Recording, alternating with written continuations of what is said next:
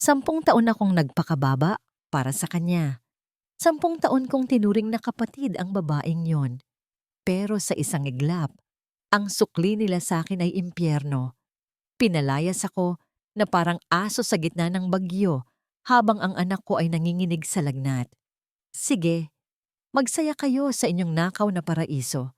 Dahil ang babaeng inakala ninyong basahan ay babalik bilang apoy na tutupok sa lahat. Huwag kang mag-alala, babe. Masyadong utu-uto ang asawa ko para magbasa ng fine print. Ang akala niya, insurance policy para kay Letty ang pinirmahan niya kanina. Hindi niya alam. Waiver yon ng lahat ng karapatan niya sa kumpanya at sa bahay na to. Ang mga salitang yon ay hindi sinigaw.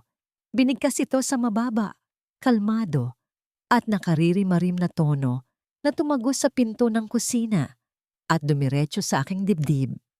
Boses yon ni Rafael, ang lalaking pinangakuan ko ng habambuhay sa harap ng altar. 10 taon na ang nakalilipas. At ang tawa na sumunod, ang matinis at mapang-uyam na halakhak na yon ay kay Vanessa, ang aking matalik na kaibigan, ang ninang ng aking anak. Nanigas ako sa kinatatayuan ko sa harap ng mahabang mesa.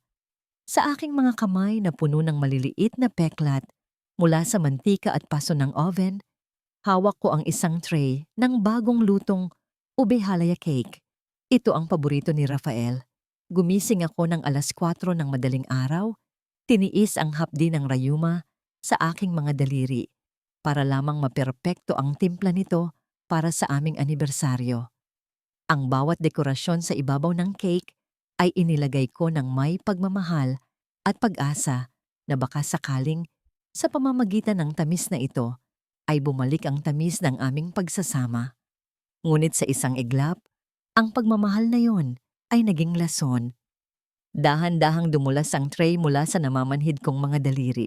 Bumagsak ito sa sahig at bagaman walang salitang makapaglalarawan sa tunog ng pagkawasak ng aking puso, ang pagkalat ng ube at icing sa makintab na tiles ay tila dugo ng aking nasayang na sakripisyo. Bumukas ang pinto ng dining area. Naroon sila. Si Rafael, nakaupo sa kabisera na parang hari. Hawak ang kopita ng wine na binili ko gamit ang naipon kong barya mula sa palengke. At si Vanessa, nakaupo sa kandungan niya, suot ang kwintas na perlas na pamana pa sa akin ng aking yumaong ina. "Oh, nandyan ka pala, Sela," sabi ni Rafael. Wala man lang gulat o hiya sa kanyang mukha. Tiningnan niya ako mula ulo hanggang paa. Ang aking suot na duster na kupas, ang aking buhok na amoy bawang at sibuyas, ang aking mga kamay na magaspang.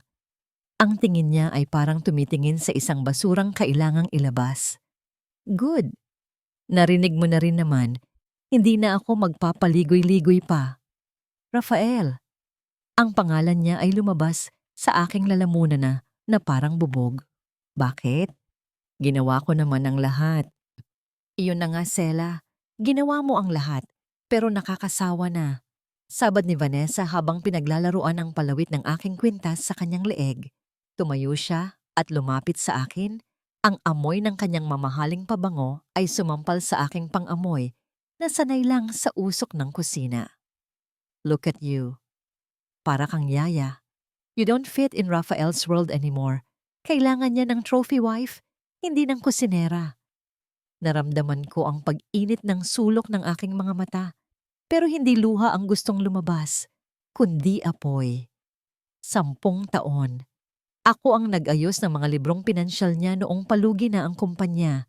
Ako ang nagpupuyat para hanapan ng butas ang tax laws para maisalba ang negosyo niya. Ako ang shadow CFO na nagpapagana ng lahat habang siya ay naglalaro ng golf at ng bababae.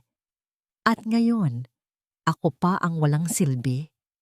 Lumayas ka na, utos ni Rafael habang tinutungga ang huling patak ng alak. Ngayon din, ang anak ko. Bulong ko, ang takot ay nagsimulang gumapang sa aking gulgod. Nasaan si Letty? Nasa kwarto, nilalagnat. Dadalhin ko siya sa ospital pagkaalis mo. Sagot ni Rafael ng walang emosyon. At huwag kang umasa na makukuha mo siya.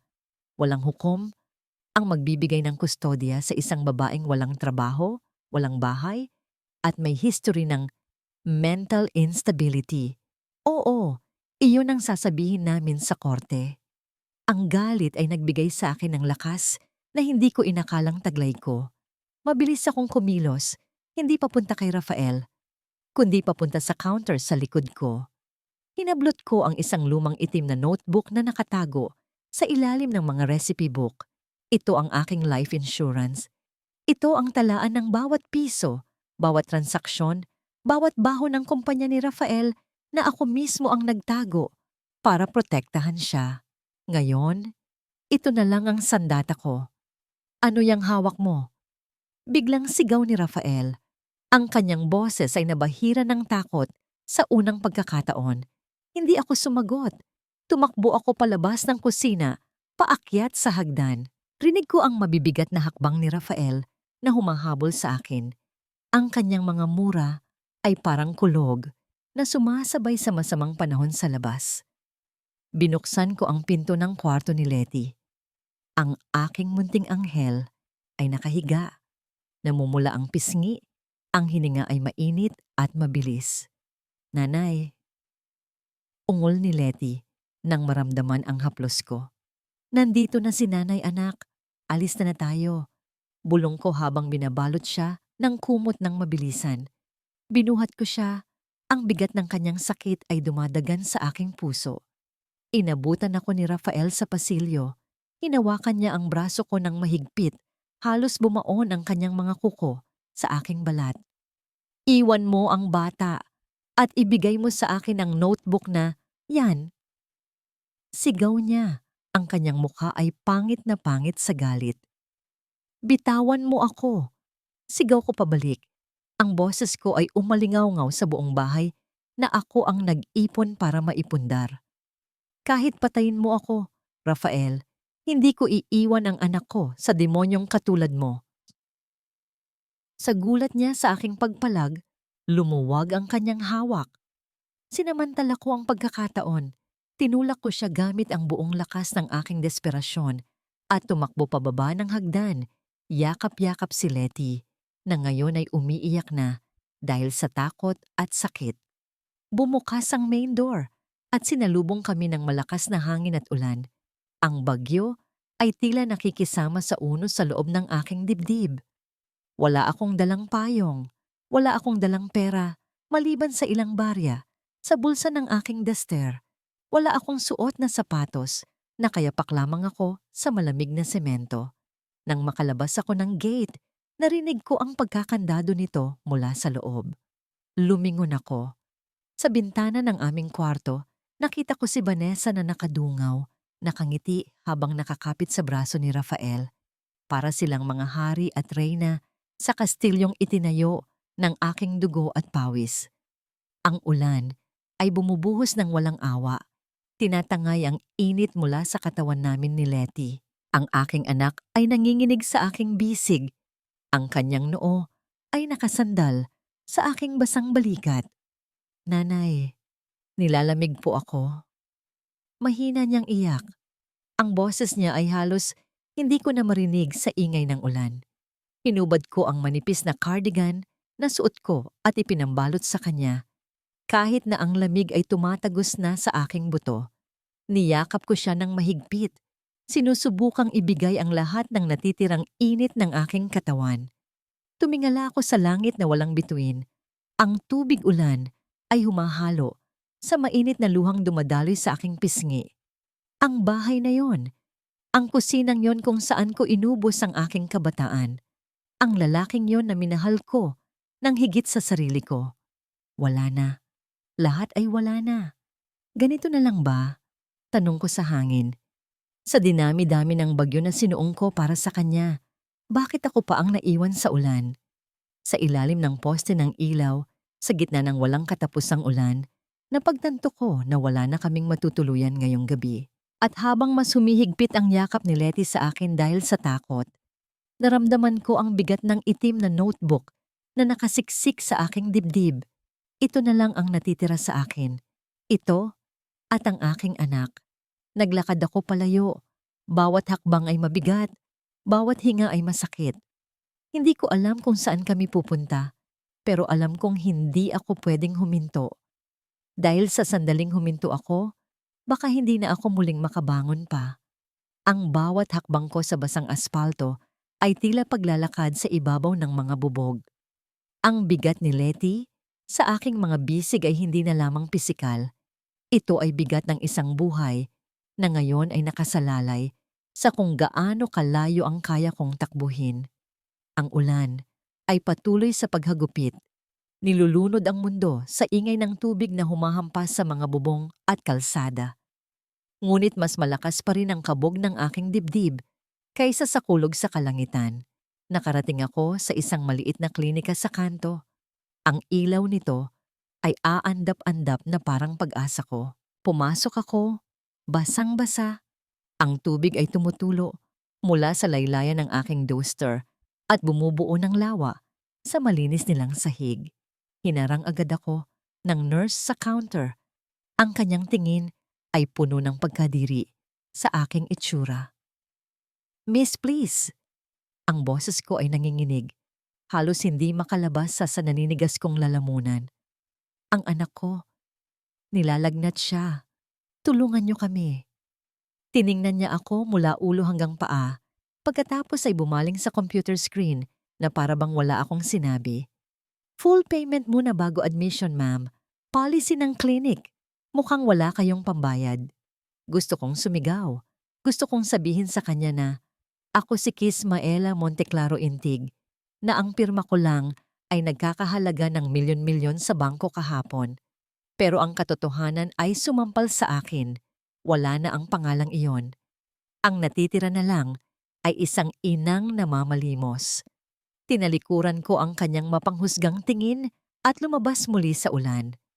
Mas malamig ang pakikitungo ng tao kaysa sa hangin sa labas. Tumakbo ako hanggang sa makita ko ang isang pawn shop na bukas pa. Ang rehas na bakal nito ay tila kulungan ng mga pangarap na isinangla. Nanginginig kong hinubad ang aking wedding ring. Ang ginto ay kumintab sa ilalim ng madilim na ilaw. Isang bilog na simbolo ng 10 taong kasinungalingan. Inabot ko ito sa lalaking nasa likod ng makapal na salamin.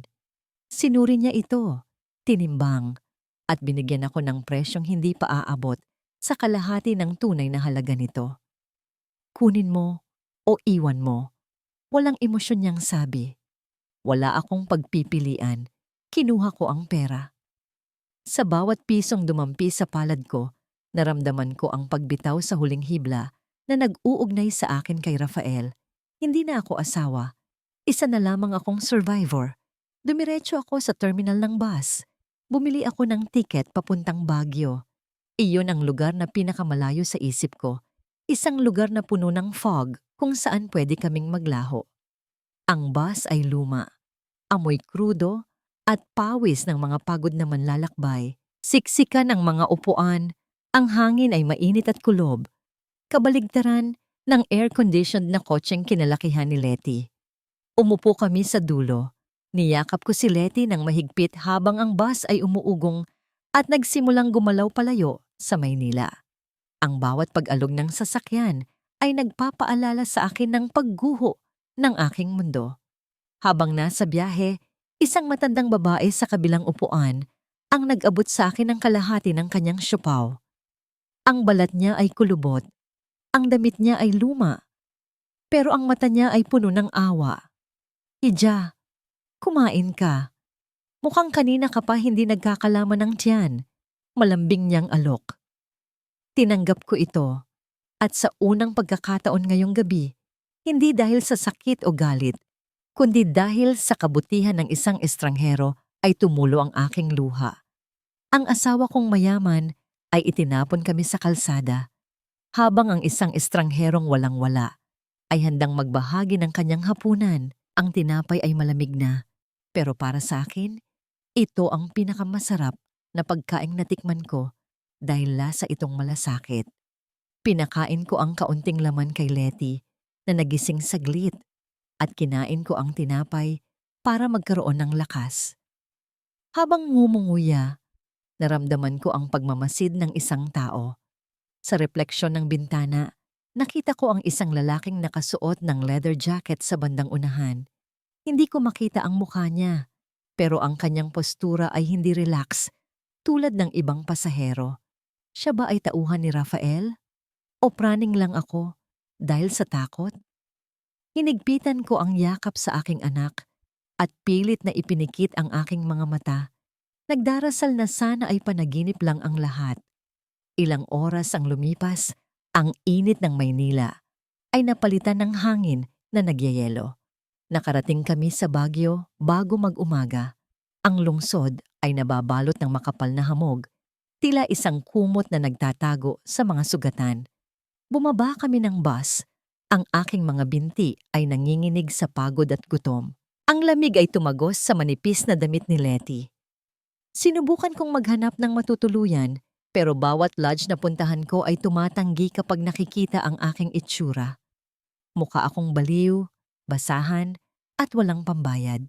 Naglakad kami hanggang sa mapadpad ako sa isang gilid ng palengke. Ang amoy ng mainit na sabaw at ginisa ay humila sa akin palapit sa isang maliit na karinderya na nagbubukas pa lamang. Ang signboard ay luma na. Tita Belen's Lutong Bahay. Hindi ko na kaya. Ang mundo ay nagsimulang umikot. Ang bigat ni Letty ay tila naging doble. Ang huli kong naaalala ay ang init na nagmumula sa malaking kaldero ng lugaw at ang boses ng isang babae na sumisigaw ng saklolo bago dumilim ang aking paningin. Nagising ako sa amoy ng alcohol at Vicks. Nakahiga ako sa isang papag sa loob ng isang maliit na kwarto na puno ng sako ng bigas. Ang aking katawan ay masakit, pero ang unang hinanap ng diwa ko ay ang anak ko. Letty? Mahina akong tawag.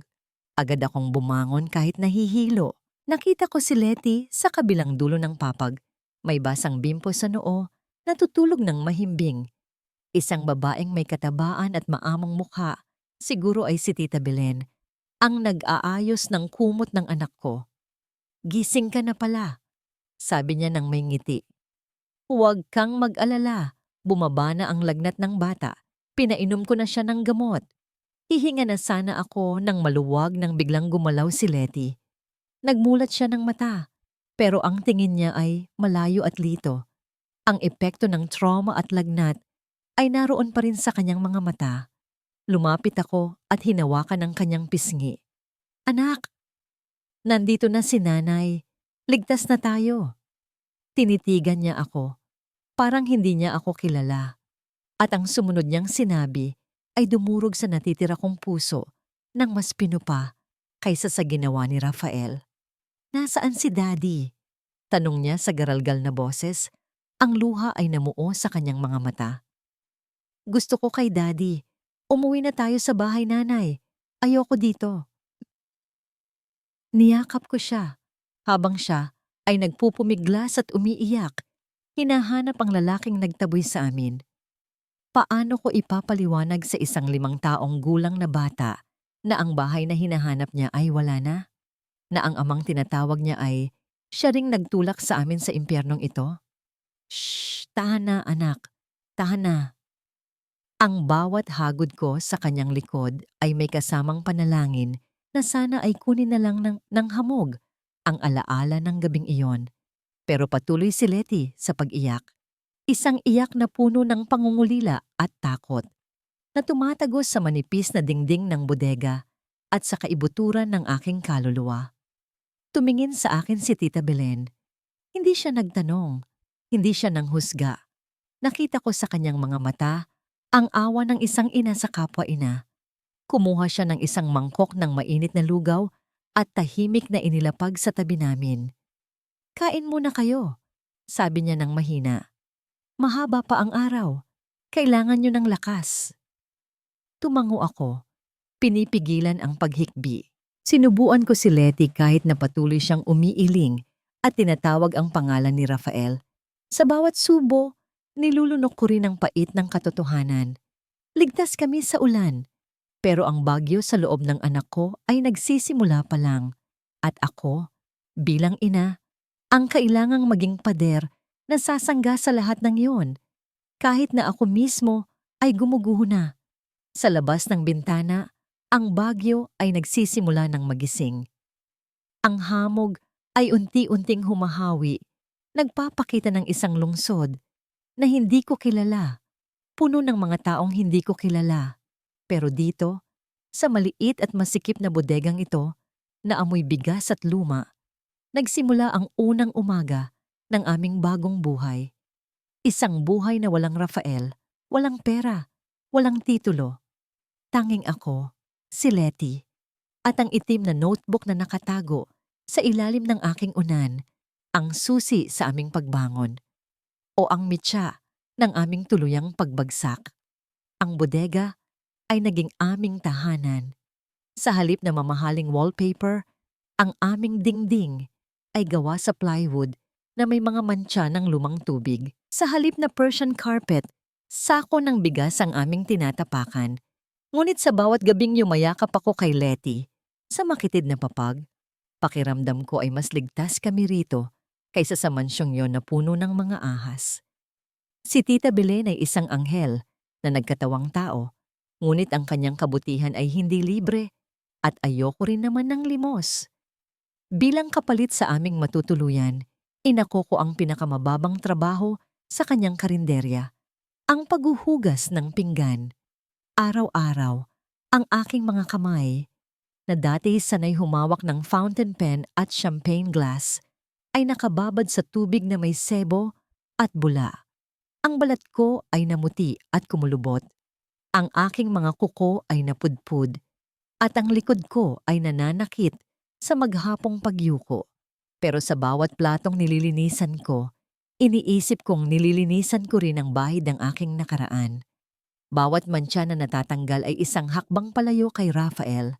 Isang tanghali, habang abala ako sa likod ng kusina, narinig ko ang kaguluhan sa dining area. Ang tunog ng nabasag na baso ay bumasag din sa katahimikan ng aking pagtatrabaho.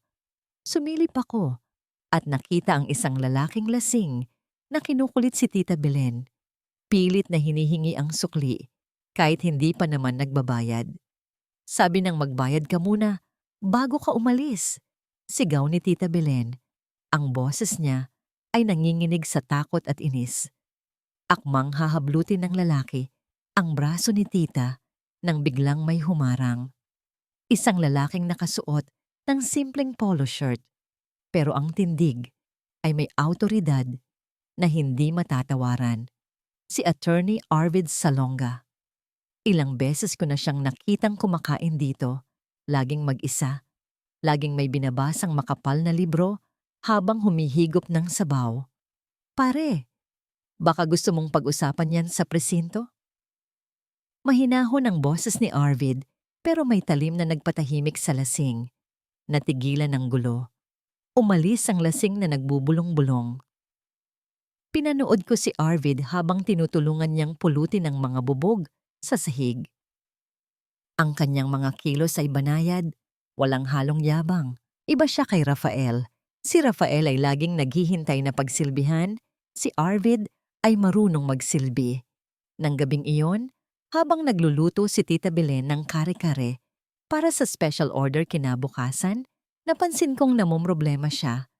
Ang amoy ng niluluto ay kulang sa aroma. Tita, lakas loob kong tawag. Pwede ko po bang subukan? Parang kulang sa tostang mani. Nag-alinlangan siya saglit pero tumango rin. Lumapit ako sa kalan. Sa sandaling iyon, nawala ang sela, na labandera at tagahugas. Bumalik ang sela na reyna ng kusina. Dinagdagan ko ang apoy. Tinusta ko ang mani hanggang sa lumabas ang natural na langis nito at nagdagdag ng kaunting dark chocolate. Isang sikretong natutunan ko sa lola ko para sa mas malalim na lasa. Kinabukasan naubos ang kare-kare bago pa magtanghali. Ang mga customer ay bumabalik para magtanong kung sino ang nagluto. Nakita ko ang ngiti ni Tita Belen, isang ngangiting totoo at puno ng pag-asa. At sa unang pagkakataon, naramdaman ko ang munting init ng pride sa aking dibdib.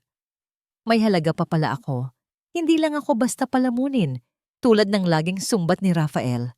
Natapos ang linggo at inabot sa akin ni Tita Belen ang aking unang sahod. 1,000 piso.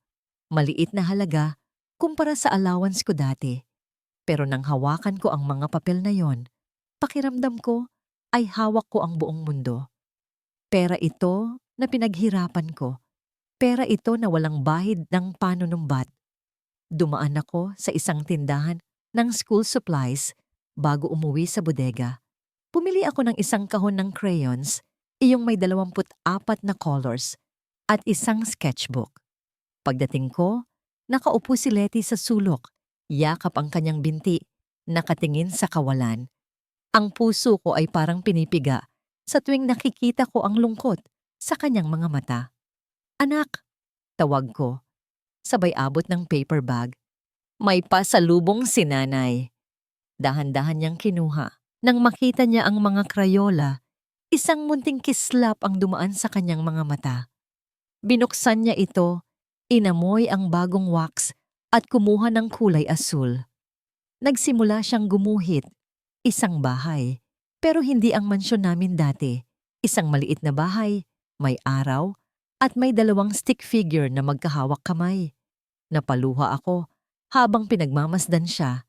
Ito ang unang beses na nakita ko siyang gumawa ng kahit ano maliban sa umiyak o matulog simula nang dumating kami dito.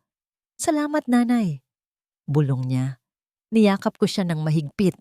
Dinadamdam ang bawat segundong ito ng kapayapaan. Pero ang kapayapaan ay tila laging may kapalit. Kinabukasan, habang naglilinis ako ng mesa, nakita kong naiwan ni Arvid ang kanyang wallet. Hahabulin ko sana siya, pero nakita ko ang isang calling card na nahulog sa ilalim ng mesa. Pinulot ko ito. Attorney Arvid Salonga, human rights lawyer. At sa likod nito, may nakasulat na pamilyar na pangalan sa ballpen, Rafael Intig. Nanlamig ang buong katawan ko. Bakit may pangalan ng asawa ko sa card ng abogadong ito? Sinusundan ba niya ako? O may iba siyang pakay? Hindi ko na nagawang mag-isip pa dahil biglang tumunog ang lumang cellphone na binigay sa akin ni Tita Belen para sa mga delivery. Isang text mula sa unknown number. Binasa ko ito at parang tumigil ang pagtibok ng puso ko. Alam ko kung nasaan ka, Sela. Ang sarap siguro ng kare-kare dyan sa Baguio, no? Ibalik mo ang notebook or ang anak mo ang susunod na mawawala. Nabitiwan ko ang cellphone. Ang screen ay umilaw sa dilim ng kusina. Parang mata ng demonyong nakatingin sa akin. Akala ko, nakatakas na kami. Akala ko, sapat na ang lumayo. Pero ang mga galamay ni Rafael ay mahaba at ang bangungot ay hindi pa tapos. Nagsisimula pa lang ito. Ang banta sa cellphone ay tila isang anino na laging nakasunod sa akin. Bawat anino sa kalsada ay nagiging hugis ng tauhan ni Rafael. Bawat estranghero na pumapasok sa karinderya ay nagpapatayo ng balahibo sa aking batok. Pero hindi ako pwedeng magpakain sa takot. Kailangan kong maging matatag para kay Letty. Sa mga sumunod na araw, ibinuhos ko ang aking atensyon sa trabaho. Ang kusina ni Tita Belen ang naging santuwaryo ko. Dito, ako ang may kontrol. Ako ang nagdidikta ng lasa, ng init, ng oras. Pero nang minsang silipin ko ang ledger o libro ng kwenta ni Tita Belen, hindi ko napigilan ang aking sarili. Ang mga numero ay magulo. Ang kita ay hindi tumutugma sa gastos. Ang dating accountant sa akin ay nagising. Kumuha ako ng ballpen at nagsimulang mag-ayos.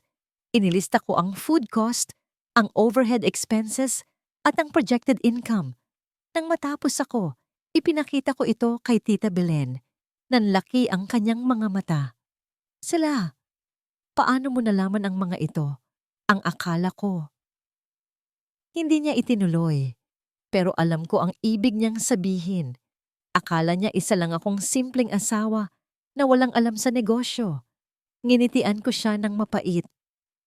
Ang akala rin ng asawa ko, wala akong silbi, pero ako ang nagsasalba ng kumpanya niya tuwing nalulubog siya sa utang.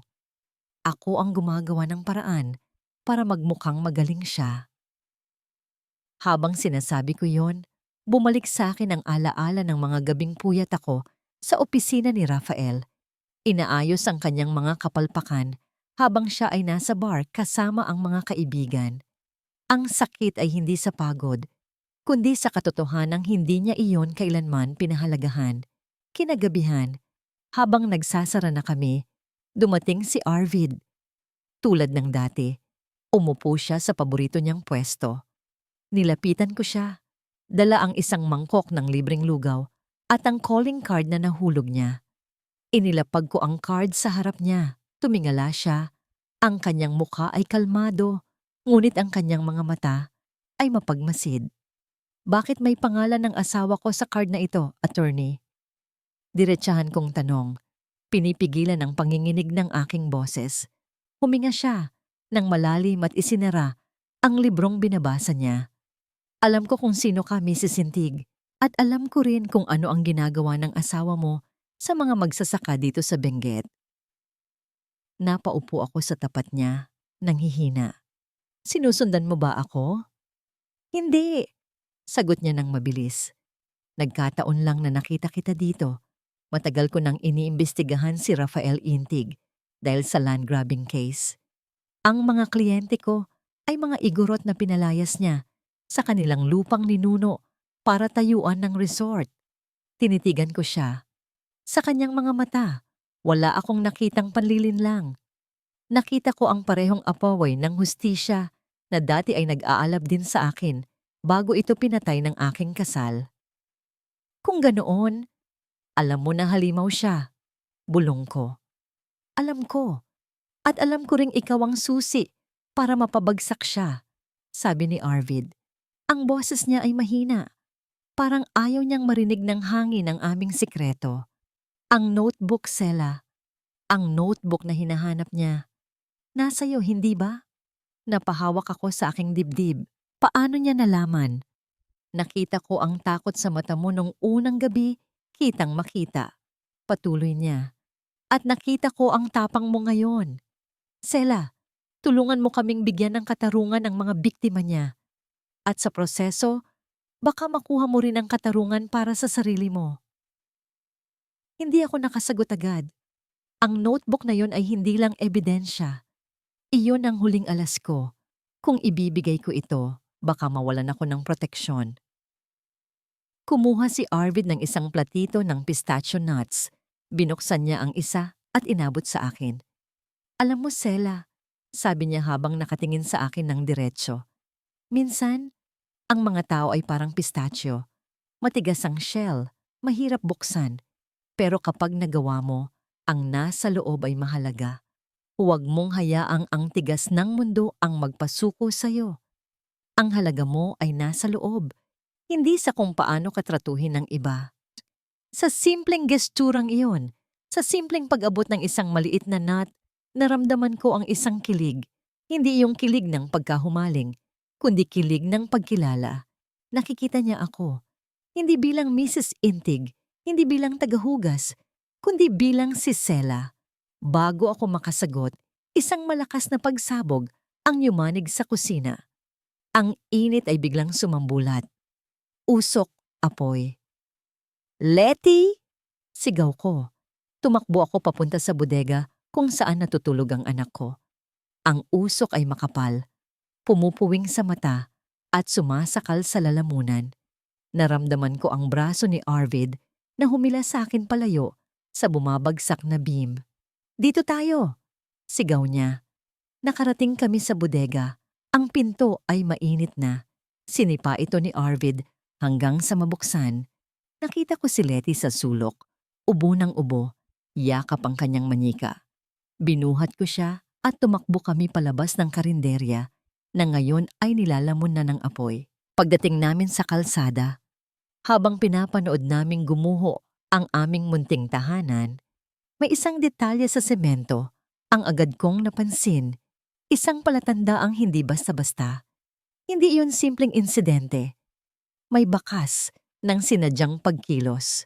Mahigpit kong niyakap si Letty habang dumarating ang mga bumbero Ang tunog ng kanilang mga sirena ay humahalo sa iyak ni Tita Belen na nakaluhod, tuluyang nawalan ng masisilungan at alaala. Lumapit si Arvid sa akin. May uling pa sa kanyang mukha, ngunit ang mga mata niya'y puno ng pag-aalala. Sila, ligtas ba kayo? Tanong niya. Tumango ako. Tuloy-tuloy ang luha, hindi dahil sa takot, kundi dahil sa bigat ng kawalan at sa galit na tahimik na umuusbong.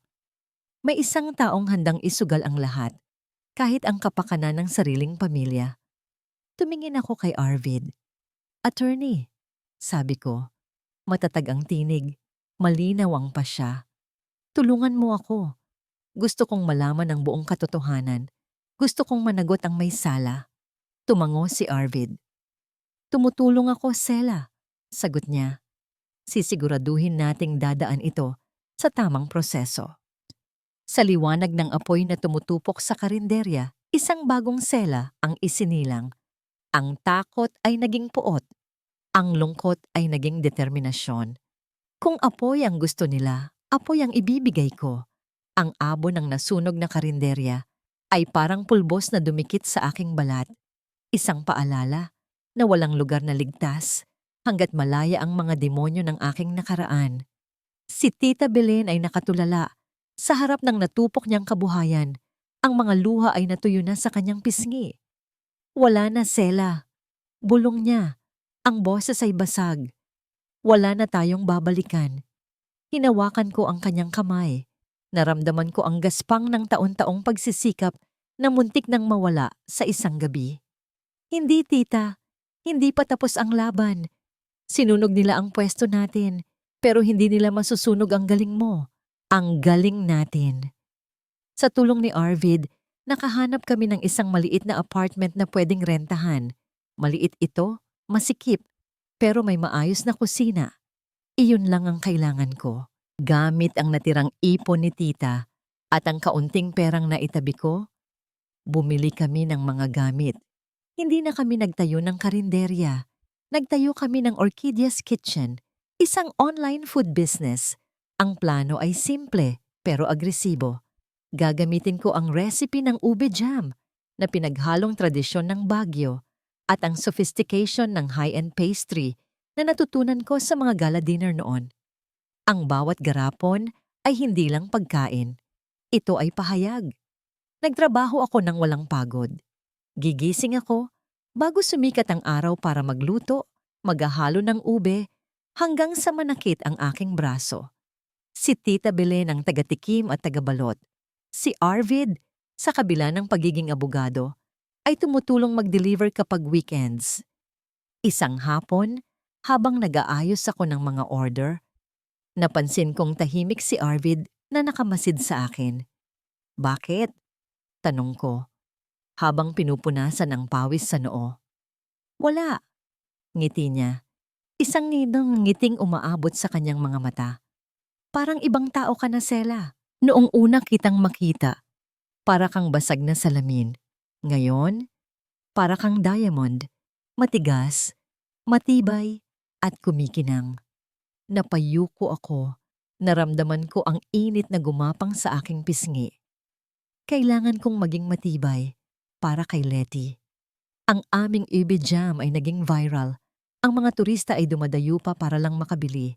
Ang Orchidea's Kitchen ay naging usap-usapan sa social media.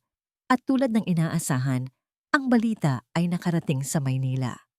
Nakita ko sa Facebook ni Vanessa ang isang post. Isang larawan niya na hawak ang aming produkto, may caption na puno ng pangungutya. So ito na pala ang bagsak ng ex-Mrs. Yantig. Nagtitinda ng jam, how cheap. Pero sa likod ng pangungutya, alam kong naroon ang takot. Dahil sa bawat tagumpay ko, nararamdaman nila ang paglapit ng aking paghihiganti. Sa kabilang banda, ang mga balita tungkol sa kumpanya ni Rafael ay hindi maganda. May mga empleyadong nagwewelga dahil sa delayed na sahod. Ang mga suppliers ay nagrereklamo. Alam ko kung bakit. Wala na ako para ayusin ang cash flow. Wala na ako para kausapin ang mga bangko.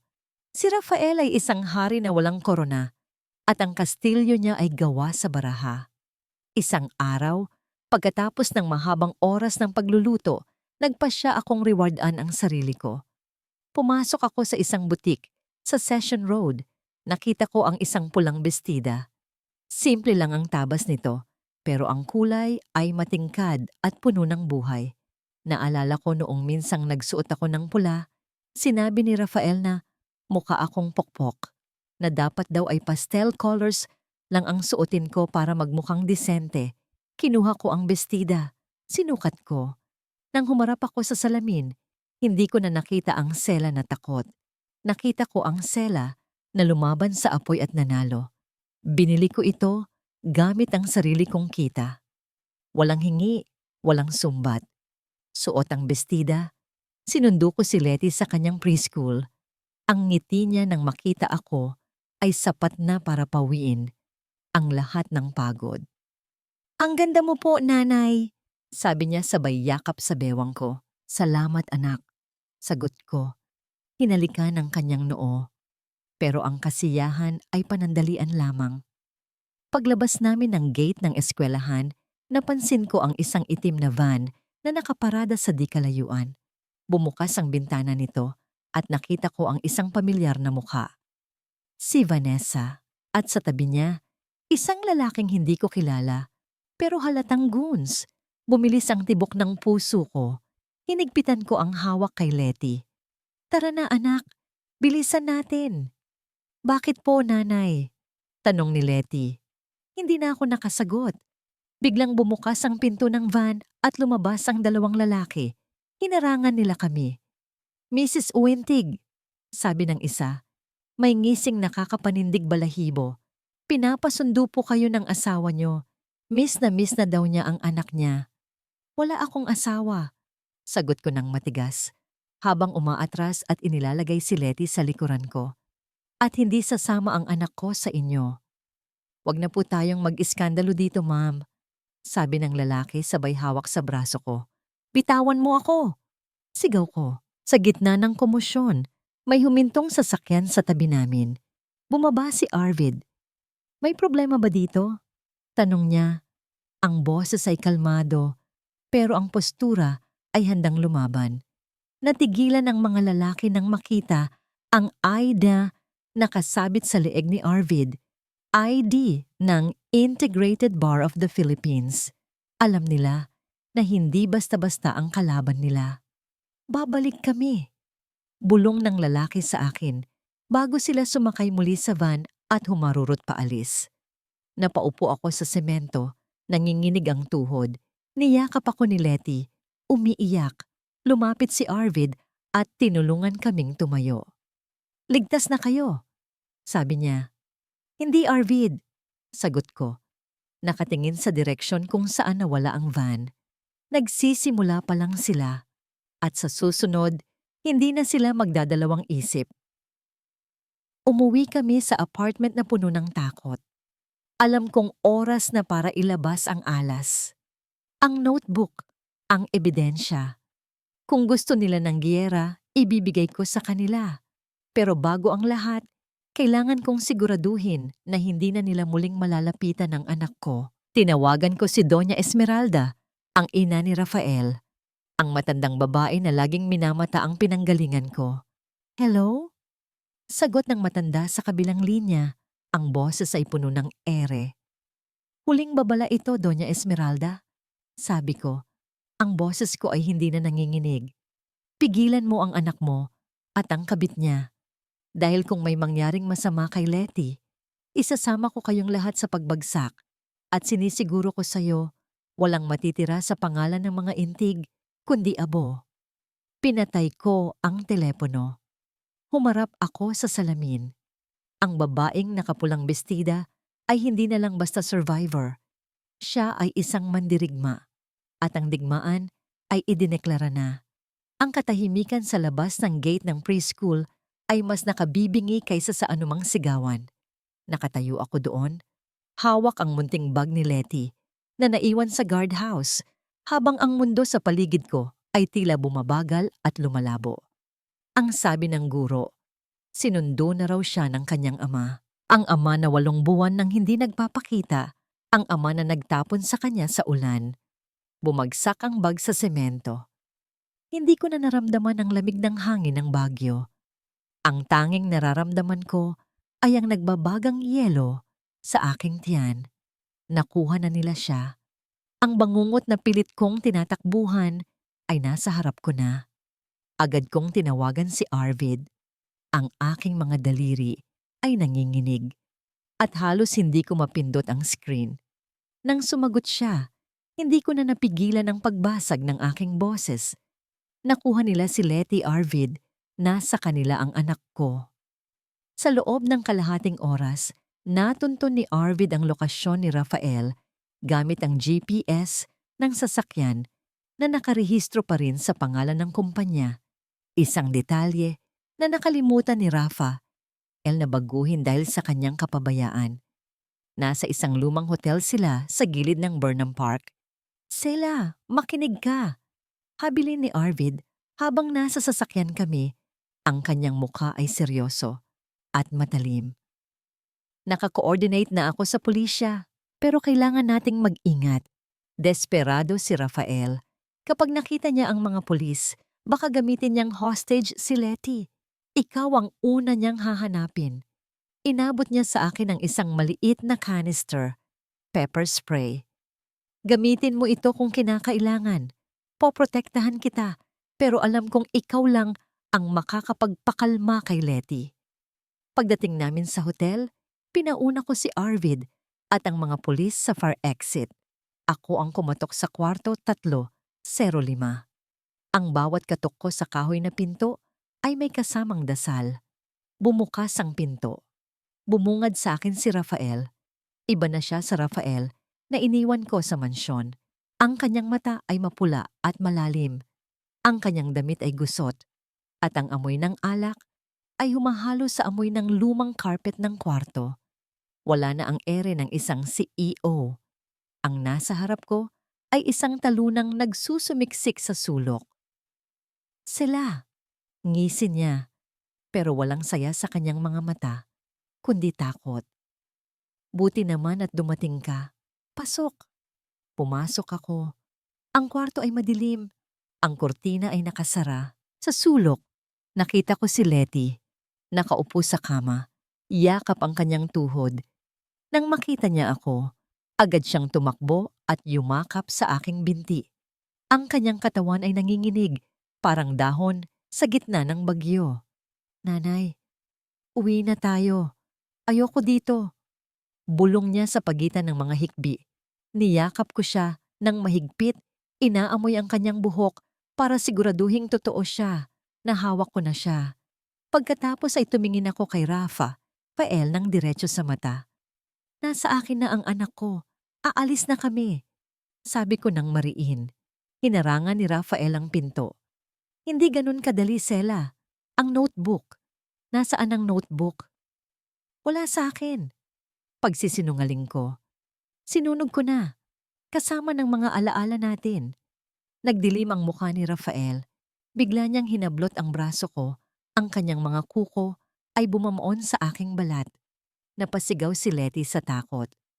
"Huwag mo akong gaguhin!" Sigaw niya. Ang laway niya ay tumalsik sa mukha ko. "Alam kong tinago mo yon dahil sa notebook na yon. Hinahabol ako ng mga investors. Papatay nila ako, Sela. Ibigay mo sa akin yon kung ayaw mong may mangyari sa inyo ng anak mo." Sa sandaling iyon, nawala ang huling hibla ng paggalang o pagmamahal na meron ako para sa kanya. Dati, takot ako sa kanya. Dati, ang bawat taas ng boses niya ay nagpapaliit sa akin. Pero ngayon, nakikita ko na siya bilang kung ano siya talaga. Isang duwag na nambubuli ng babae at bata para pagtakpan ang sarili niyang kahinaan. "Bitawan mo kami," utos ko. Ang boses ko ay hindi natinig ng isang asawang sunod-sunuran. Ito ay boses ng isang inang handang pumatay. Akmang sasampalin niya ako. Nakita ko ang pagtaas ng kanyang kamay, ang pamilyar na kilos na dati ay nagpapapikit sa akin. Pero hindi ako pumikit ngayon. Bago pa dumapo ang kanyang palad, mabilis kong inilabas ang pepper spray at itinutok sa kanyang mga mata. Pinindot ko ito ng walang pag-aalinlangan. Isang ulap ng kemikal ang sumabog sa mukha niya. Napabitaw siya sa akin, napahawak sa kanyang mukha, at napaluhod sa sahig habang umuubo at sumisigaw sa hapdi. Ang kanyang daing ay parang musika ng katarungan sa aking pandinig.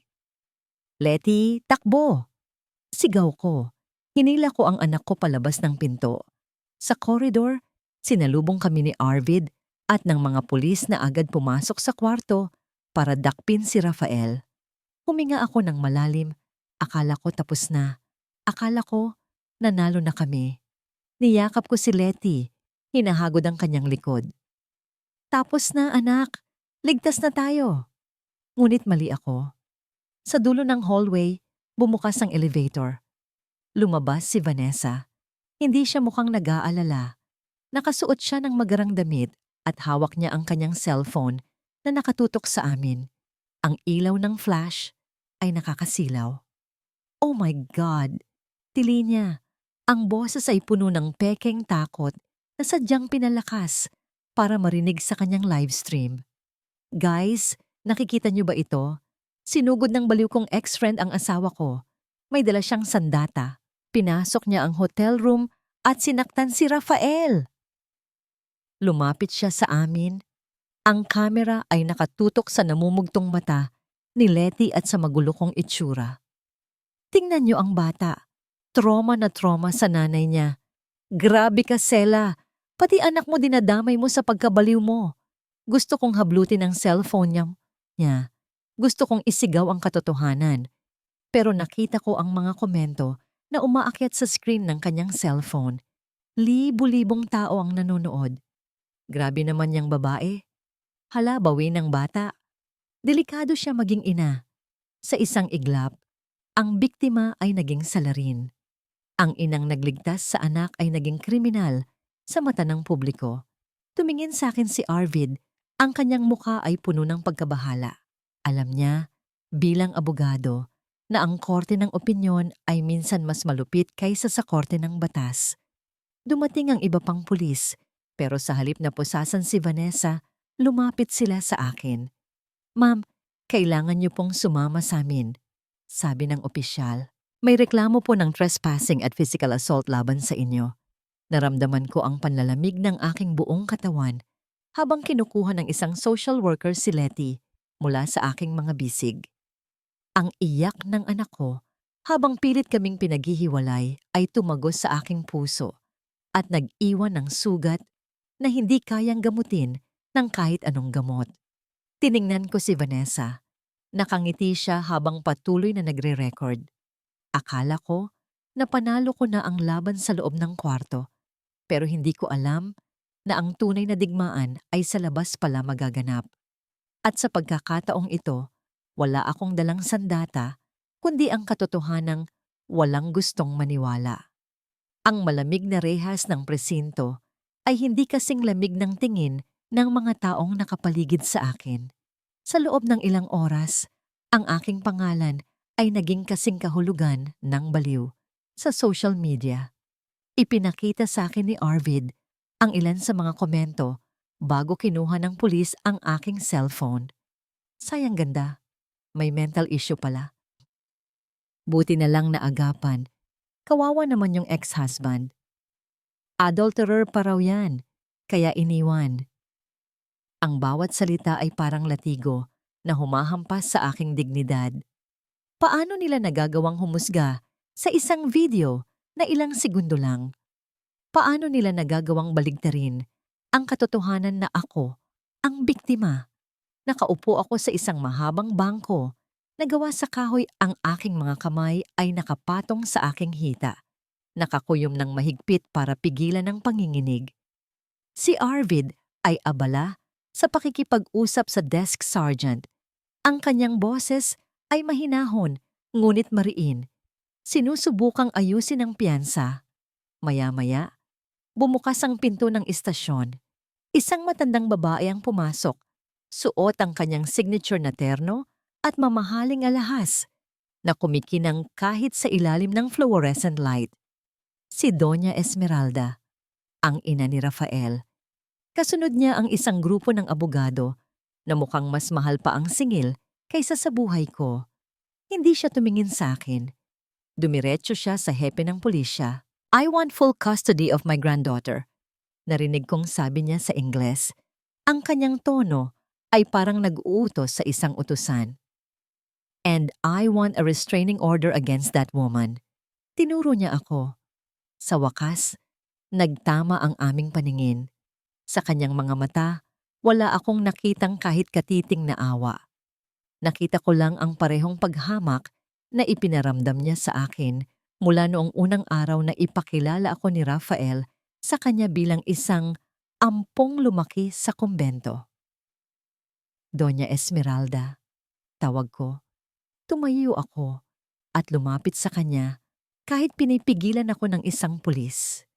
Alam niyo ang totoo. Alam niyong ang anak niyo ang nanakit sa amin. Alam niyong siya ang nagpalayas sa amin. Tiningnan niya ako ng may pandidiri. Ang alam ko lang, Sela, ay sinira mo ang pamilyang ito. At ngayon, sinisira mo ang reputasyon ng anak ko sa harap ng buong mundo. Hindi ko hahayaang lumaki si Letty sa isang kriminal. Kriminal? Natawa ako ng mapait. Ang luha ay nagsimulang tumulo. Ako pa ang kriminal. Tinanong niyo ba ang anak niyo kung saan galing ang perang pinangsusugal niya? Tinanong niyo ba siya kung bakit muntik nang malugi ang kumpanya niyo kung hindi dahil sa akin? Hindi siya sumagot. Tinalikuran niya ako na parang hangin. Nakalabas ako ng presinto kinabukasan dahil sa tulong ni Arvid. Pero ang paglaya ko ay walang saysay dahil wala si Letty. Dinala na siya ng DSWD at pansamantalang ibinigay ang kustodya kay Rafael dahil sa kakayahan nitong magbigay ng maayos na tahanan. Bumalik ako sa aming apartment. Tahimik. Masyadong tahimik. Wala ang tawa ni Letty. Wala ang kanyang mga kalat na laruan. Napaupo ako sa sahig, sa gitna ng sala, at doon ako gumuho. Si Tita Belen ay lumapit at niyakap ako. Sela, kumain ka na. Umiling ako. Wala akong gana, tita. Paano ako kakain kung hindi ko alam kung kumakain ang anak ko? Paano ako matutulog kung alam kong kasama niya ang babaeng umapi sa amin? Dumating si Arvid ng gabi ring iyon. May dala siyang folder. Sela? Sabi niya. Naupo sa tabi ko. May nakuha akong impormasyon tungkol kay Vanessa. May record siya ng illegal termination of pregnancy sa isang underground clinic at ilang kaso ng estafa sa Cebu bago siya nagpalit ng pangalan. Tiningnan ko ang folder. Ito na ang bala na kailangan ko. Pwede kong sirain ang kredibilidad ni Vanessa. Pwede kong ipamukha sa mundo kung sino talaga siya. Inabot ko ang folder. Binuksan ko ito. Nakita ko ang mga litrato, ang mga police report. Madumi. Masakit. Kung ilalabas ko ito, masisira siya habang buhay. Pero napahinto ako. Naisip ko si Letty. Kung gagawin ko ito, ano ang matututunan ng anak ko? Na ang paraan para manalo ay ang paghalungkat ng baho ng iba? Na ang katarungan ay tungkol sa paghihiganti at hindi sa katotohanan? Sinara ko ang folder at binalik kay Arvid. Bakit? Gulat na tanong niya. Ito na ang panalo natin, Sela. Hindi, Arvid. Sagot ko ng mahina. Kung gagamitin ko ito, magiging katulad lang nila ako. Gusto kong manalo dahil ako ang ina na karapat-dapat.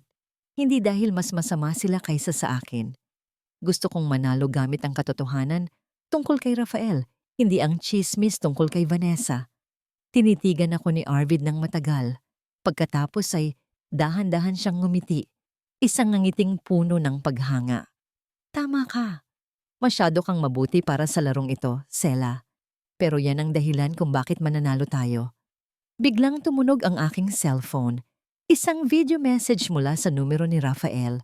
Binuksan ko ito ng may kaba. Sa video, nakita ko si Letty. Nakaupo siya sa isang sulok ng malaking kwarto sa mansyon. May hawak siyang papel at Crayola. Nag-zoom in ang camera sa kanyang drawing. Isang larawan ng pamilya. Pero sa drawing na ito, ang nanay ay nasa malayo, may X. At ang tatay at isang babaeng may mahabang buhok ang magkatabi. Narinig ko ang boses ni Vanessa sa background. Good job, Letty. Di ba masaya dito? Di ba ayaw mo na kay nanay? Nakita ko sa mata ng anak ko ang takot habang tumatango siya ng pilit. Napahagulgol ako. Ginagamit nila ang anak ko. Nilalason nila ang isip niya. Ito ang pinakamasakit na uri ng torture. Nang gabing iyon, hindi ako natulog. Kinuha ko ang itim na notebook. Binuksan ko ito sa ilalim ng liwanag ng lampara. Ang mga pahina ay puno ng mga recipe, adobo, sinigang, kare-kare. Pero sa bawat sukat ng tuyo, sa bawat gramo ng karne, may nakatagong code. 1 kilo ng baboy ay katumbas ng 1 milyon sa offshore account. 3 kutsarang suka ay katumbas ng 3% kickback sa construction project. Ang bawat recipe ay isang krimen at ako ang chef na nakakaalam ng bawat sangkap. Kung gusto nila ng luto, paglulutuan ko sila. Pero sa pagkakataong ito, ang ihahain ko ay hindi pagkain, kundi ang kanilang katapusan. Ang gabi ay tila walang hanggan sa loob ng aking maliit na kwarto. Sa harap ko, nakabukas ang itim na notebook. Ang mga pahina nito ay naninilaw sa ilalim ng ilaw ng lampara. Ito ang aking testamento ng 10 taong pananahimik. Si Arvid ay nakaupo sa tapat ko. Ang kanyang mukha ay seryoso habang tinitipa sa laptop. Ang bawat detalyeng isinasalin ko mula sa aking mga recipe. Sure ka ba dito, Sela? Tanong niya. Tumigil sandali ang kanyang mga daliri sa keyboard. Tumingin siya sa akin ng may pag-aalala. Kapag ipinasa natin ito sa AMLC, Anti-Money Laundering Council, wala nang atrasan. Pwedeng madamay ka sa kaso dahil ikaw ang pumirma sa ilang dokumento noon. Huminga ako ng malalim. Naalala ko ang mukha ni Letty sa video call, ang takot sa kanyang mga mata. Ang pilit niyang pagtango sa utos ni Vanessa. Wala na akong pakialam kung makulong ako, Arvid. Sagot ko. Ang boses ko ay matatag kahit ang puso ko ay durog. Basta masiguro ko lang na hindi lalaki ang anak ko sa piling ng mga halimaw na yon. Kung kailangan kong maging sacrificial lamb para maligtas siya, gagawin ko. Inabot ni Arvid ang kamay ko sa ibabaw ng mesa. Ang init ng kanyang palad ay nagbigay ng kaunting ginhawa sa aking nanlalamig na sistema. Hindi kita hahayaang makulong, Sela. Ikaw ay witness, hindi accomplice. Pinilit ka, tinakot ka, at papatunayan natin yan. Nagpatuloy kami sa pagtatrabaho. Bawat pahina ay isang bomba. Recipe ng kaldereta. Ang listahan ng mga sangkap ay tumutukoy sa mga ghost employees sa construction firm ni Rafael. Recipe ng leche flan. Ang dami ng asukal ay katumbas ng milyones na ipinasok sa account ni Vanessa mula sa pondo ng bayan. Habang iniisa-isa ko ang mga ito, naramdaman ko ang kakaibang bigat na nawawala sa aking balikat. Sa loob ng mahabang panahon, ako ang nagdala ng sikretong ito. Ako ang naging kabaong ng kanilang mga kasalanan. Ngayon, binubuksan ko na ang takip. Sa Maynila, sa mansyon na dati kong tinatawag na tahanan, nagaganap ang isang selebrasyon. Nalaman ko ito dahil nag-leave na naman si Vanessa. Puno ng bisita ang bahay. May catering, may banda. Ipinagdiriwang nila ang pagkakapanalo ng temporary custody at ang bagong kontrata ni Rafael sa gobyerno. Nakita ko sa video si Letty, nakaupo sa isang sulok, suot ang isang mamahaling bestida na halatang hindi komportable para sa kanya. Hindi siya ngumingiti, yakap-yakap pa rin niya ang luma niyang manika, ang tanging bagay na nag-uugnay sa kanya sa akin. Tingnan mo sila, bulong ko. Ang luha ay nangingilid sa aking mga mata. Nagsasaya sila habang ang anak ko ay nagdurusa. Mag-e-enjoy lang sila ngayong gabi, sabi ni Arvid. Sinara ang laptop ng may diin. Dahil bukas ay magigising sila sa isang bangungot. Kinabukasan, nagising ako ng maaga. Hindi ako dinalaw ng antok. Naligo ako. Hinayaan ng malamig na tubig na gumising sa bawat hibla ng aking pagkatao. Nagsuot ako ng isang simpleng puting blusa at itim na slacks. Walang alahas, walang makeup. Ang tanging palamuti ko ay ang katotohanan. Pumasok ako sa kwarto ni Letty. Ang kwartong inihanda namin sa apartment na hindi pa niya natutulugan. Hinaplos ko ang malinis na unan. Inayos ko ang mga krayola sa mesa. "Babalik ka dito, anak." Bulong ko sa hangin. Pangako ni nanay. Paglabas ko ng apartment, naghihintay na si Arvid sa kanyang sasakyan. Kasama niya ang 2 ahente ng NBI. "Ready ka na?" tanong niya. Tumango ako. Matagal na. Ang biyahe papuntang korte ay tahimik. Ang Baguio ay nababalot ng fog. Tila nakikiramay sa bigat ng mangyayari. Pero sa loob ko, may liwanag na unti-unting lumalakas. Pagdating namin sa korte, nagkakagulo na ang media. Nalaman nila ang tungkol sa hearing. Hinarang kami ng mga mikropono at kamera. "Mrs. Intig, totoo bang baliw kayo? Ano ang masasabi niyo sa video ni Vanessa?" Hindi ako sumagot. Naglakad ako ng taas noo. Hawak ang braso ni Arvid. Hindi ako yumuko. Hindi ako nagtago. Hayaan nilang makita nila ang mukha ng isang inang lumalaban. Sa loob ng courtroom, naroon na sila. Si Rafael, nakasuot ng mamahaling suit, mukhang presko at mayabang. Si Vanessa, nasa tabi niya, umaakto na parang supportive wife. At si Doña Esmeralda, nakaupo sa likod, ang mukha ay parang bato. Nang pumasok ako, nagtama ang paningin namin ni Rafael. Nginitian niya ako. Isang ngangiting mapang-asar. Binuka niya ang bibig niya at bumulong ng walang tunog. "Talo ka na." Umupo ako sa tabi ni Arvid. Inilabas ko ang itim na notebook at ipinatong sa mesa. Nakita ko ang pagbabago sa mukha ni Rafael. Ang nangiti ay nawala. Ang kulay ng kanyang mukha ay naging abo. Napatingin siya kay Vanessa na ngayon ay namumutla na rin. Alam nila ang notebook na yon. Akala nila ay sinunog ko na. Akala nila ay bluff lang ang sinabi ko sa hotel. Nagsimula ang hearing. Ang abogado ni Rafael ay agresibo. Inilabas nila ang medical records ko na peke. Ang testimonya ng mga bayarang saksi. Pinapalabas nila na ako ay mentally unstable, pabaya at bayolente. "Your Honor," sabi ng abogado ni Rafael, "ang kliyente ko ay isang respetadong negosyante. Ang babaeng ito ay isang banta sa bata at sa lipunan." Tumayo si Arvid. Kalmado. "Your Honor, bago tayo magdesisyon tungkol sa mental health ng aking kliyente, nais ko munang ipresenta ang isang ebidensya na magpapakita kung sino talaga ang banta sa lipunan." Ipinatawag ako sa witness stand. Habang naglalakad ako papunta sa harap, naramdaman ko ang bigat ng bawat mata sa silid. Ito na. Ito na ang huling laban. Umupo ako. Huminga ng malalim. "Mrs. Sintig," panimula ni Arvid, "ano ang hawak mong notebook?" Tiningnan ko si Rafael. Tiningnan ko si Vanessa. At sa huli, tiningnan ko ang judge. "Ito po, Your Honor." Sagot ko. Ang boses ko ay umaalingaw-ngaw sa tahimik na silid. Ito ang recipe book ng impyerno. At ngayon, ihahain ko na ang lahat. Nakita ko si Rafael na napahawak sa dibdib, parang hindi makahinga. Si Vanessa ay napaluha sa takot. Alam nilang tapos na sila. Sa sandaling iyon, hindi ako nakaramdam ng saya. Nakaramdam lang ako ng kapayapaan. Ang kapayapaan ng isang inang alam na ginawa niya ang tama.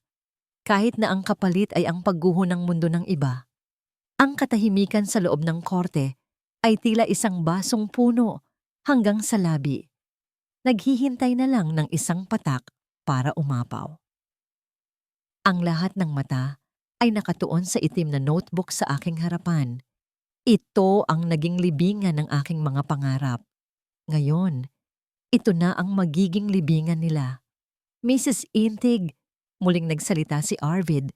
Ang kanyang boses ay kalmado at malinaw. Pumuputol sa tensyon. "Maaari mo bang ipaliwanag sa korte ang nilalaman ng pahina 17, ang recipe para sa espesyal na kaldereta?" Binuklat ko ang libro. Ang sulat kamay ko ay pamilyar, ngunit parang pag-aari na ng ibang tao. Isang sela na mahina at sunod-sunuran. Ang recipe po na ito, panimula ko, ay hindi para sa pagkain. Ito po ang payroll ng mga ghost employees sa Intig Construction. Ang 1 kilong karne ng baka ay katumbas ng 100,000 piso na sahod para sa isang project manager na hindi naman po nag-e-exist. Ang 5 pirasong siling labuyoyo ay ang 5 pekeng security guard sa bawat construction site. Ang pera po ay napupunta sa isang secret account na nakapangalan sa driver ng aking biyenan.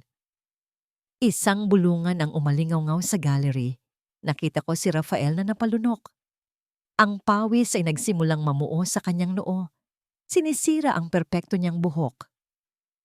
"Objection, Your Honor!" Sigaw ng abogado ni Rafael. "Hearsay! Walang basihan!" "Sustained!" sabi ng judge. Pero ang kanyang tingin ay nakatutok na ngayon kay Rafael. "Your Honor," patuloy ni Arvid, "may kasama po tayong kopya ng bank statement ng nasabing account at ang testimonya ng driver na handang tumestigo kapalit ng immunity." Ipinakita sa screen ang mga dokumento, ang pangalan, ang mga numero. Ang kasinungalingan ay hubad na ngayon sa harap ng lahat. At ang recipe naman po para sa creamy leche flan sa pahina 32. Tanong ulit ni Arvid. Tumingin ako kay Vanessa. Ngayon, siya naman ang target. "Ang 1 dosenang itlog po dyan," sabi ko, "ay ang 12% kickback mula sa bawat kontrata sa gobyerno.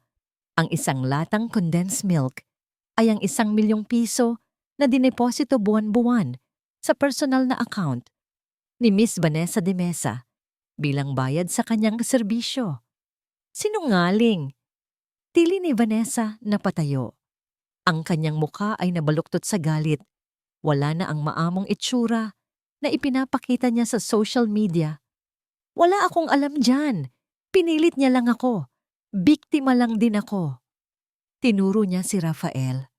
Sa sandaling iyon, ang alyansa na binuo sa kasakiman at kataksilan ay gumuho. Nakita ko ang gulat at galit sa mukha ni Rafael. Ang babaeng ipinagpalit niya sa akin ay siya ring unang tumalikod sa kanya sa oras ng kagipitan. "Anong pinagsasabi mo, Vanessa?" Sigaw ni Rafael. "Kasama ka sa lahat ng ito. Ikaw pa nga ang nagsuggest na..." Isang malakas na pukpok ng martilyo mula sa judge ng Paronj ang nagpatahimik sa kanilang dalawa. "Order in the court!" Isa pang sigaw mula sa inyo, Mr. Intig, at may kaso na kayong contempt. Ang maskara ni Rafael ay tuluyan ng natanggal. Wala nang respetadong negosyante. Ang nakikita na lang ng lahat ay isang daga na na-corner sa isang bitag na siya mismo ang gumawa. Ang huling ebidensya na inilabas ni Arvid ay hindi mula sa notebook. Isa itong video. Ang CCTV footage mula sa gate ng aming mansyon nung gabing pinalayas ako. Malinaw sa video ang pagtulak sa akin ni Rafael palabas, ang pagbagsak ni Letty na tinabig ni Vanessa, at ang pagkakandado ng gate habang kami ay basang-basa sa ulan. Walang salita ang kailangan. Ang imahe ay sapat na. Narinig ko ang mahinang paghikbi mula sa likuran. Si Doña Esmeralda. Nakatakip ang kanyang bibig. Ang kanyang mga mata ay puno ng luha. Luha ng hiya, ng pagsisisi, ng pagkatalo. Ang anak na ipinagmamalaki niya ay isa palang halimaw. Tumayo ang judge. Ang kanyang muka ay hindi na lang basta seryoso. Ito ay puno ng galit sa kawalang katarungan. Sa lahat ng ebidensyang iprinisenta, nagsimula siya. Ang kanyang boses ay dumadagundong sa bawat sulok ng silid. Ang korte ay kumbinsido na si Mr. Rafael Intig ay nagkasala ng perjury, tax evasion, at money laundering. Ang korte ay naguutos na arestuhin siya ngayon din. 2 pulis ang lumapit kay Rafael, parang nawalan ng lakas ang kanyang mga tuhod. Hindi niyo pwedeng gawin sa akin ito." pagmamakaawa niya. Sela, Sela please, patawarin mo ako. Mag-usap tayo. Pero hindi ako tumingin sa kanya. At para naman sa kustodya, patuloy ng judge, ibinabalik ko ang buo at solong karapatan sa pangangalaga kay Leticia Intig sa kanyang ina, si Miss Kismaela Monteclaro, epektibo agad-agad. Sa wakas, ang mga salitang matagal kong hinintay, hinawakan ng mga pulis ang braso ni Rafael habang dinadala siya palabas. Ang kanyang mga mata ay nag-aapoy sa galit. Hindi pa tayo tapos sa sela. Sisirain kita. Tandaan mo yan. Ang kanyang mga banta ay parang hangin na lang sa akin. Nang mawala na si Rafael, si Vanessa naman ang lumapit. Lumuhod siya sa harap ko, hinawakan ng laylayan ng aking damit. Ang kanyang mamahaling makeup ay basang-basa na ng luha. Sela, please, kaibigan mo ako, di ba? Patawarin mo ako. Nagkamali lang ako. Tiningnan ko siya sa mata. Ang babaeng dati kong tinuring na kapatid. Ang ninang ng anak ko. Wala na akong maramdamang galit. Ang nararamdaman ko na lang ay awa at pagod. Hinila ko ang aking damit mula sa kanyang pagkakahawak. Ibinabalik ko na siya sa iyo, Vanessa. Sabi ko nang mahinahon. Bagay na bagay kayo sa isa't isa. Tinalikuran ko siya at naglakad palayo. Habang nagkakagulo ang mga tao sa loob ng korte, bumukas ang pinto sa gilid. Isang social worker ang pumasok. Hawak sa kamay ang isang batang babae na may dalang lumang manyika. Si Letty. Ang lahat ng ingay ay nawala. Ang lahat ng tao ay naglaho. Ang tanging nakikita ko na lang ay ang aking anak. Nanay? Tawag niya. Ang boses ay nanginginig. Lumuhod ako. Ibinuka ko ang aking mga braso. Tumakbo siya. Isang mabilis na takbo na parang ilang taon kaming hindi nagkita. Sumubsob siya sa aking dibdib. Ang kanyang maliliit na braso ay yumakap. Nang mahigpit sa aking leeg, ang kanyang mga hikbi ay humahalo sa sarili kong pag-iyak. Niyakap ko siya pabalik. Dinadamdam ang init ng kanyang katawan. Inaamoy ang kanyang buhok. Ito ang tagumpay. Hindi ang pagkakakulong ni Rafael. Hindi ang pagluhod ni Vanessa. Kundi ito, ang muling pagyakap sa aking anak. Dito, sa aking mga bisig, ligtas na siya. Ligtas na kami. Ang mansyon na minsan kong pinangarap na maging pugad ng aming pamilya ay ibinenta ko nang walang pag-aalinlangan. Hindi ko na kailangan ng mga malalawak na pasilyo na puno ng multo ng kasinungalingan. Ang kailangan ko lang ay isang espasyo kung saan malayang makakahinga ang aking anak at ang aking kaluluwa. Ang perang pinagbentahan, kasama ang kinita ng Orchidea's Kitchen na ngayon ay mayroon ng sariling pwesto sa Session Road, ay ginamit ko para sa dalawang bagay. Una, ang pagpapalawak ng negosyo na nagbigay sa akin ng panibagong buhay. At pangalawa, ang pagtatayo ng Orchidea Foundation, isang maliit na organisasyon na tutulong sa mga single mothers na makapagsimula muli, tulad ko. Ang dating opisina ni Rafael ay ginawa kong sentro ng pundasyon, kung saan dati nagaganap ang mga maduduming transaksyon, ngayon ay puno na ng mga makinang pantahi, mga computer para sa skills training, at isang maliit na playroom para sa mga bata. Ang bawat sulok ay pinuno ko ng pag-asa. Isang gabi, naghanda ako ng isang simpleng hapunan sa aming apartment. Isang selebrasyon at pamamaalam. Si Tita Belen ay abala sa pag-aayos ng mesa. Si Letty ay masayang ipinapakita ang kanyang bagong drawing at si Arvid ay nakaupo sa sopa.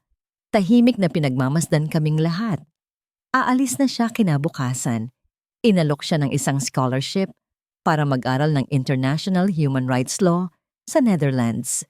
Isang pagkakataon na hindi niya pwedeng palampasin. Mamimiss ka namin, Tito Arvid, sabi ni Letty.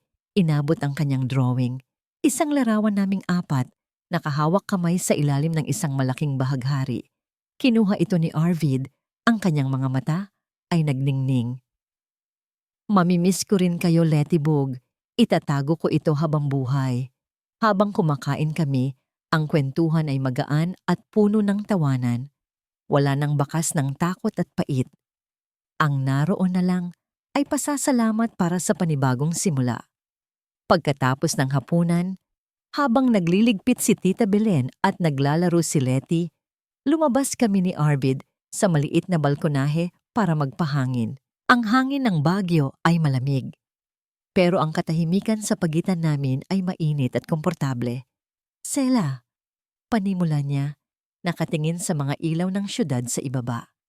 Sigurado ka bang magiging okay ka dito? Tumingin ako sa kanya. Ang kanyang mukha ay seryoso. Ang kanyang mga mata ay puno ng tunay na pag-aalala. Ngumiti ako. Oo naman, sagot ko. Dahil sa'yo, nalaman kong kaya ko pala. Tinulungan mo akong mahanap ang boses ko, Arvid. At hinding-hindi ko nahahayaang may bumusal ulit dito. Napansin kong may isang butones sa kanyang polo na malapit ng matanggal. Ang sela noon ay hahayaan lang ito.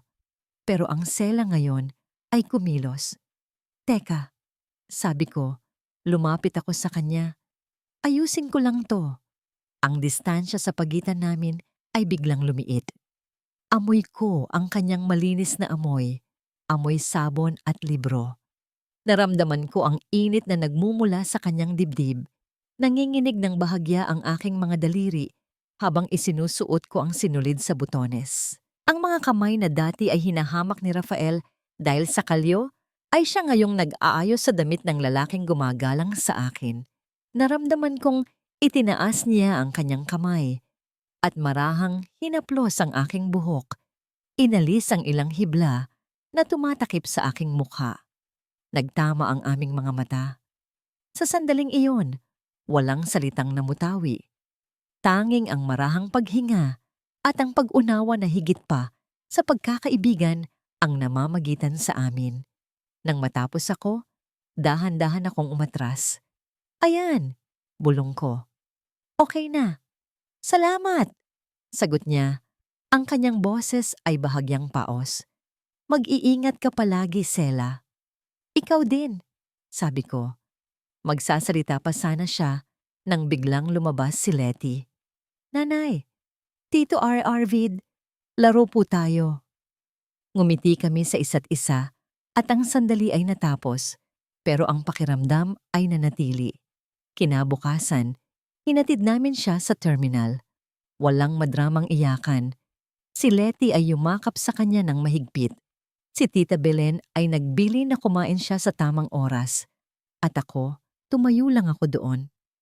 Bago siya sumakay, humarap siya sa akin. Magiging okay ka ba talaga? Tanong niya ulit, na para bang kailangan niya ng kasiguraduhan. Tumango ako. Isang ngangiting totoo ang sumilay sa aking mga labi. Oo, Arvid, magiging okay ako. Huminto ako saglit bago idinugtong, pero huwag ka masyadong magtatagala. Ha? Isang malawak na ngiti ang gumuhit sa kanyang mukha. Tumango siya at sa huling pagkakataon, tinalikuran na niya kami at sumakay sa bus. Pinanood ko ang pag-alis ng bus hanggang sa maging isang maliit na tuldok na lang ito sa kahabaan ng kalsada. Hinawakan ni Letty ang aking kamay. Tumingin ako sa anak ko, sa aking negosyo, sa buhay na binuo ko mula sa abo. Hindi ko kailangan ng prinsipe para iligtas ako. Hindi ko kailangan ng kasal para maging buo. Ako si Kismaela Monteclaro, isang ina, isang negosyante, isang survivor. Ako ang bagong reyna ng sarili kong kaharian. At ang paghahari ko ay ngayon palang nagsisimula. 2 taon. 2 taon ng tahimik na paghilom at masigasig na pagbangon. Ang mga peklat sa aking puso ay naroon pa rin, ngunit hindi na sila sariwa at masakit. Sila na ngayon ay bahagi na lamang ng aking balat, mga marka ng laban na aking ipinanalo. Nakatayo ako sa entablado sa harap ng bagong gusali ng Orquídea Foundation. Ang amoy ng bagong pintura ay humahalo sa halimuyak ng mga bulaklak na ipinadala ng mga taga-suporta. Sa aking harapan, nakaupo ang mga babae, Mga inang tulad ko na minsan ay nawalan ng pag-asa, mga biktimang nakahanap ng lakas para tumayo muli. Sa kanilang mga mata, nakikita ko ang refleksyon ng aking sarili. Ang orkidya, sabi ko sa mikropono, ang aking boses ay kalmado at buo, ay isang bulaklak na hindi kailangan ng mayamang lupa para mamukadkad. Kumakapit ito sa bato, sa puno, sa gitna ng unos, at sa tamang panahon, ipinapakita nito ang kanyang natatanging ganda. Tayong lahat ay mga orkidya. Isang mainit na palakpakan ang sumalubong sa aking mga salita. Sa unang hanay, nakita ko si Letty. 7 taong gulang na ngayon, masayang kumakaway sa akin. Katabi niya si Tita Belen, na ngayon ay ang head chef na ng 3 branch ng Orchidea's Kitchen. Ang kanyang mga mata ay nagniningning sa pagmamalaki. Napaisip ako saglit tungkol kina Rafael at Vanessa. Ang huling balita na narinig ko ay nasa maximum security prison si Rafael, na sangkot sa isang riot at nadagdagan ng sentensya. Si Vanessa naman, matapos masangla ang lahat ng natitira niyang alahas, ay umuwi sa probinsya. Ang ganda niyang iningatan ay nilamon ng pait at pagsisisi. Naawa ba ako? Hindi na. Pinatawad ko na ba sila? Hindi ko na kailangang isipin, dahil ang pagpapatawad para sa akin ay ang tuluyang paglimot sa kanilang existence. Ang kapayapaan ko ay mas mahalaga kaysa sa pag-aalaga ng galit. Pagkatapos ng seremonya, umuwi kami ni Letty sa aming bagong bahay. Hindi ito mansyon, isa itong maliit na bungalow na napapaligiran ng hardin. Ang aming munting paraiso. Dito, ang tanging maririnig ay ang huni ng mga ibon at ang tawa ng aking anak. Nagpapatubo kami ng mga rosas at sunflower sa aming bakuran. Habang nagdidilig si Letty, napaupo ako sa isang bench na kahoy, ninanamnamang init ng hapon. Ito ang kapayapaan. Ito ang tunay na yaman. Nanay, tingnan mo po, sigaw ni Letty. Itinuturo ang isang paru-paro na dumapo sa kanyang daliri. Ngumiti ako. Sa wakas, ang aking anak ay isa ng bata ulit. Malaya, masaya, at walang takot. Habang pinagmamasdan ko siya, isang anino ang tumakip sa sikat ng araw. Tumingala ako. Isang lalaki ang nakatayo sa gate ng aming hardin. Ang kanyang buhok ay mas maikli. Ang kanyang balat ay bahagyang umitim. Pero ang kanyang mga mata at ang kanyang ganong ngiti ay pamilyar pa rin. Si Arvid. Hindi ko na malaya na napatayo na pala ako. Ang puso ko ay biglang bumilis ang tibok. Hindi dahil sa kaba, kundi dahil sa isang pamilyar na init na matagal ko nang hindi naramdaman. Tito Arvid! Sigaw ni Letty at tumakbo para salubungin siya. Pinuhat siya ni Arvid at niyakap ng mahigpit. Laki na ng letibug ko Dahan-dahan siyang lumapit sa akin. May dala siyang isang paso. Sa loob nito, isang uri ng orkidya na hindi ko pa nakikita. Ang kulay nito ay malalim na lila at ang hugis ay parang bituin. Para sa hardin ng Reyna, sabi niya ng mahina.